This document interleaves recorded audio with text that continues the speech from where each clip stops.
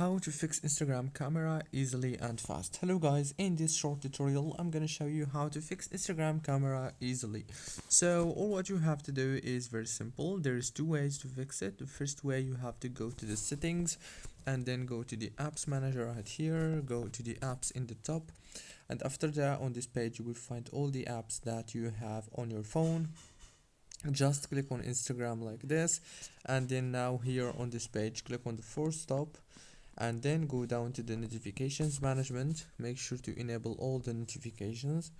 Go back again, go to permissions, make sure to enable the camera permissions in the top, and then go back again, click on storage. Now click on clear data. After click on clear data, now all what you have to do is just reopen Instagram, and congratulations, that's it guys. Don't forget to like and subscribe, and thank you so much for watching.